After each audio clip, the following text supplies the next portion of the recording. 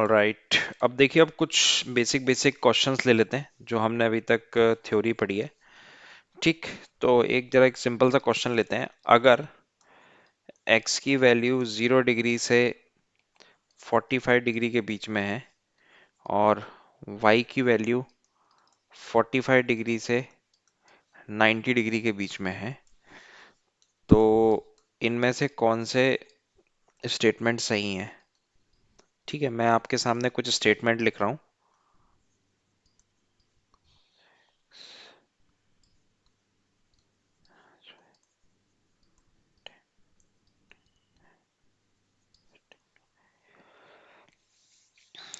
ठीक। तो x की आपको रेंज दे दी गई है और y की आपको रेंज दे दी गई है। अब आपको ये पता लगाना है कि कौन किससे बड़ा है। अब आपने जहाँ पे अपनी नोटबुक में जो एंगल्स लिखे होंगे, ठीक है, और मैंने लास्ट सेशन में हमने कुछ कंक्लूजन्स देखे थे उन्हीं, जो हमने एक टेबल बनाई थी उसको देखते हुए। तो अगर आप पहला ऑप्शन देते हो, ठीक है ना, उस अगर जिन जो लोग पहली बार पढ़ रहे हैं, उस आप अपनी नोटबुक में जहाँ आपने लिखा है उसको आप सामने रखिए। ठीक। हमने क्या चीज पढ़ी थी? हमने ये पढ़ा था, अब देखिए इसमें जैसे कि पहला ऑप्शन में लेता हूँ। ठीक। अगर आप साइन का नेचर देख रहे थे 0 डिग्री से लेके 90 डिग्री तक, 90 डिग्री तक, तो साइन इंक्रीज हो रहा था। ठीक है, यही हो रहा था, क्योंकि साइन जीरो क्या हो रहा था? जीरो। और साइन 90 क्या था? 1। तो यानी कि साइन इंक्रीज हो रहा था। अगर आप कॉस का नेचर देख रहे थे तो कॉस क्या हो रहा था 0 से 90 डिग्री के बीच में? कॉस घट रहा था। कॉस जीरो 1 था एंड कॉस 90 0 हो रहा था।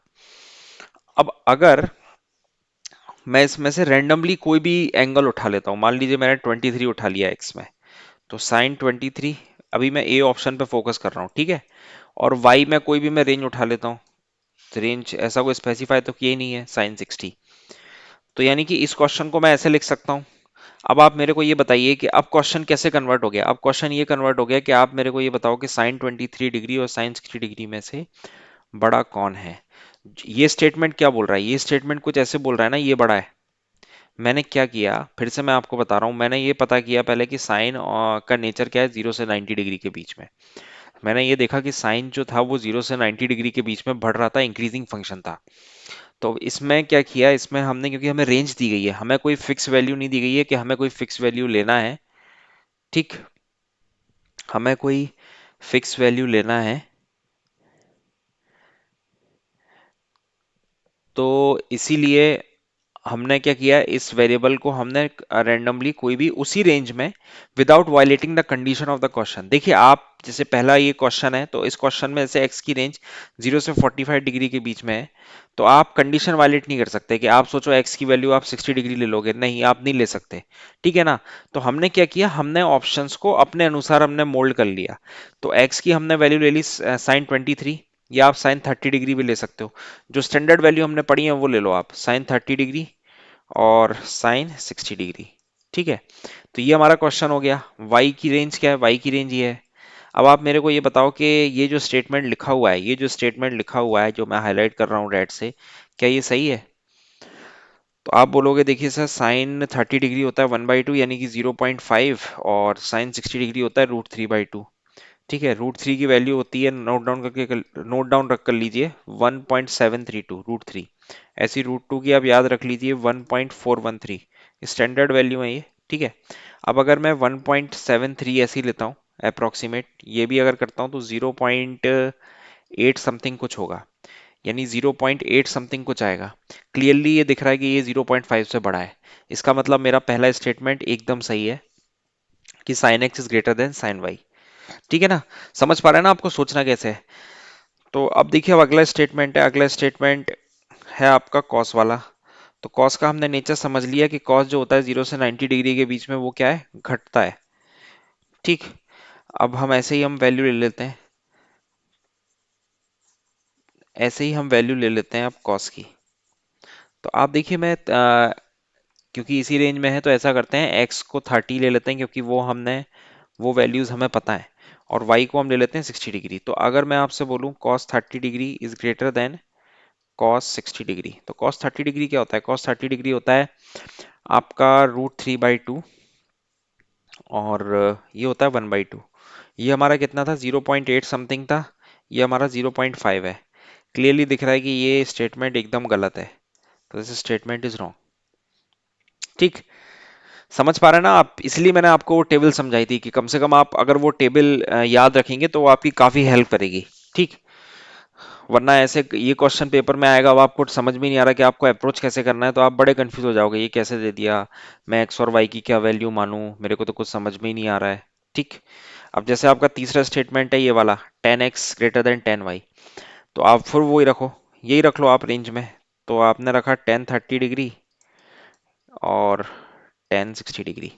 अब आपको ये 10 का बेसिक नेचर पता होगा, आपने लिखा भी हुआ है कि 10 जो है इंक्रीजिंग फंक्शन है 0 से 90 के बीच में, क्योंकि 90 पे वो इन्फिनिटी वैल्यू अटेंड कर रहा है। इसका मतलब प्रैक्टिकली आपको वैल्यू रखने की भी जरूरत नहीं है कि ये इससे ज्यादा ही है, तो ये इसकी वैल्यू ज्यादा ही रही होगी इसके कंपैरिजन में। ठीक है, आप देख लो 10 30 डिग्री क्या होता है, 1/√3, और 10 60 डिग्री होता है √3। ठीक है, तो √3 हो गया 1.732। अब ये जो है 1/√3, अब देखिए हम ऐसे तो हम सॉल्व नहीं कर पाएंगे 1/1.732, तो हम क्या करते हैं, हम रैशनलाइज करते हैं। रैशनलाइजेशन में क्या होता है, ऊपर नीचे √3 से मल्टीप्लाई करते हैं, तो ये फाइनली एक्सप्रेशन कुछ इस तरह का आ गया, √3/3। √3 की वैल्यू क्या थी, √3 की वैल्यू थी 1.732, यहाँ लिख दे रहा हूँ अपॉन 3, तो ये हो गया 0.5 पॉइंट समथिंग होगा ये। तो समझ में आ रहा है कि ये वाली वैल्यू ज्यादा है। ठीक है, तो इसका मतलब ये भी स्टेटमेंट सही है। उम्मीद करता हूँ ये आपको समझ में आया होगा। जिनको नहीं समझ में आया कोई दिक्कत नहीं है, हम एक दो क्वेश्चन और लेते हैं। ठीक, आपको नेचर थोड़ा समझ में आना चाहिए कि कौन सा फंक्शन इंक्रीज होता है, कौन सा डिक्रीज होता है, तभी आप इस तरह के क्वेश्चंस को सही टिक मार्क कर पाओगे। ठीक, अब लेते हैं जरा एक और क्वेश्चन, एक और क्वेश्चन लेते हैं। जैसे कि मैं आपको ऑप्शन दे दूं, sin 1 degree, sin 57 degree, sin 1 degree, sin 57 degree, sin 1 degree equal to sin 57 degree. ठीक है, अब इसमें से आप इन तीन स्टेटमेंट से बताइए कौन सा स्टेटमेंट सही है, कौन सा गलत है। तो वही चीज आपको करना है, आप रिकॉल करो कि साइन का नेचर क्या होता था। ये आपको दिख रहा है कि दोनों एंगल देख के कि पूरी कहानी ये 0 से 90 डिग्री के बीच में ही है। ठीक है, तो साइन 0 से 90 डिग्री के बीच में क्या होता है, इंक्रीज होता है, और मैक्सिमम वैल्यू जो है, ठीक है, ये मैं आपको बताऊंगा जब मैक्सिमम मिनिमम पढ़ाऊंगा कि साइन की जो मैक्सिमम वैल्यू होती है, अभी के लिए आप याद रख लो, साइन की जो मैक्सिमम वैल्यू होती है वो होती है +1, और मिनिमम वैल्यू जो होती है वो होती है -1। Very important. ठीक, साइन की सेम चीज ये कॉस के लिए एप्लीकेबल होती है। कॉस की मैक्सिमम वैल्यू +1 है, मिनिमम वैल्यू -1 होती है। ठीक, इसको नोट कर लो, जब हम पढ़ेंगे मैक्सिमम मिनिमा तो हम और डिटेल में पढ़ेंगे। ठीक है ना, और भी सारे ट्रिग्नोमेट्रिक रेशियोज की हम वैल्यू, मैक्सिमम मिनिमम वैल्यू हम सीखेंगे। तो साइन जो है वो बढ़ता है, इसका मतलब क्लियरली ये एंगल इससे ज्यादा है। अब ये एंगल इससे ज्यादा है, इसका मतलब साइन 57 की वैल्यू ज्यादा होगी sin 1 डिग्री से। तो ये पहला तो सही है। दूसरे पे आते हैं। अब देखिए, जब पहला सही है दूसरा गलत होना कॉमन सेंस है यार। ठीक है, दूसरा गलत होगा, दोनों बराबर नहीं हो सकते, दोनों बराबर हो ही नहीं सकते। आप खुद सोचो ना कि साइन 0 डिग्री पे 0 था और साइन 90 डिग्री पे 1 हो रहा है।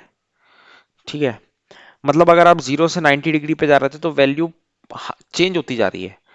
अब आप समझो कि sin 1 डिग्री sin 57 के बराबर कैसे होगा। आप खुद सोचो, साइन 0 डिग्री 0 है और 30 डिग्री पे ये 1/2 हो रहा है, यानी 30 डिग्री के गैप में ही इतना चेंज आ गया 0.5 का। आपको क्या लगता है कि 1 डिग्री और 57 डिग्री का जो गैप है उसमें कोई चेंज नहीं आया होगा? अगर आप देखोगे 57 डिग्री, 1 डिग्री और 57 डिग्री के गैप में, मतलब ये दोनों वैल्यू बराबर होंगी, ये कैसे हो सकता है? ये हमने इसका लॉजिक समझा। ठीक है, तो ये भी एकदम गलत है ऑप्शन। ठीक, तो 1 इज द राइट आंसर। ठीक, एक तरह का क्वेश्चंस और होते हैं इसमें, देखिएगा आप क्वेश्चन।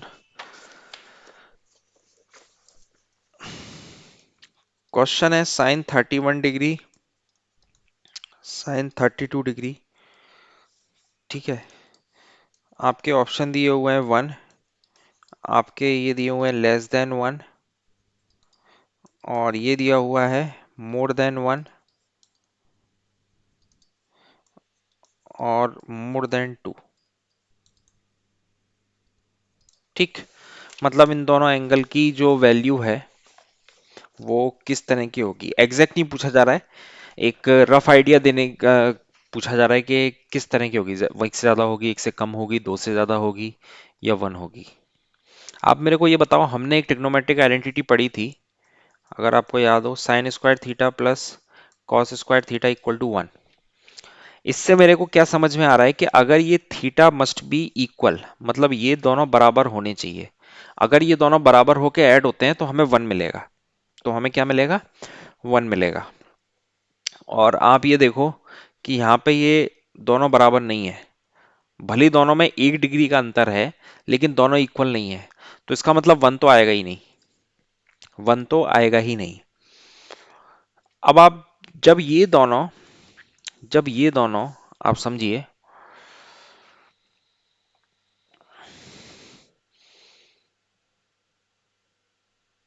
अच्छा यहाँ पे एक चीज और है कि यहाँ पर क्या है, यहाँ पे आपका साइन ही है, साइन 31 और साइन 32 है। नहीं नहीं नहीं, ये लॉजिक नहीं लग सकता। एक मिनट एक मिनट, यहाँ पे तो स्क्वायर भी नहीं है ये, और ये कॉस भी नहीं है। ठीक है, कोई दिक्कत नहीं है, हम इसमें दूसरा लॉजिक लगाते हैं, दूसरा लॉजिक लगाते हैं। ठीक है, इस क्वेश्चन में इससे रिलेटेड भी ऐसा ही क्वेश्चन था मेरे माइंड में, इसलिए मैंने ये बता दिया।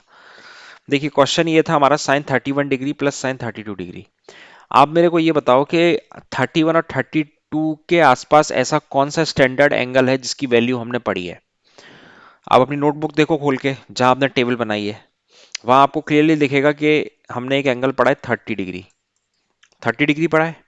फिर हमने उसमें ये पढ़ा है कि साइन 30 डिग्री क्या होता है, साइन 30 डिग्री होता है 1/2, 1/2 ही होता है ना। तो अब अगर साइन 30 डिग्री 1/2 होता है, और ये भी हम पढ़ चुके हैं कि साइन 0 से 90 डिग्री के बीच में इंक्रीज होता है। ठीक है, यानी कि अगर आप इसकी एंगल की वैल्यू अगर बढ़ाते रहोगे 90 डिग्री तक, तो वैल्यू बढ़ती रहेगी।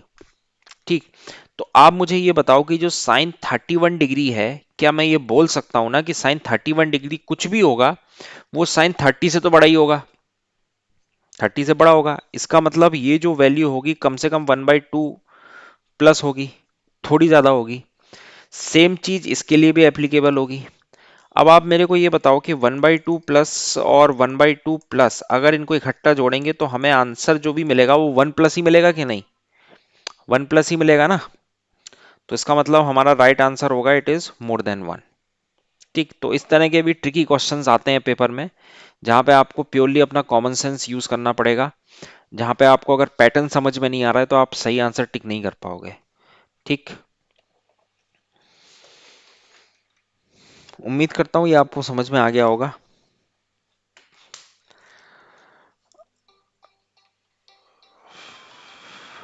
ठीक।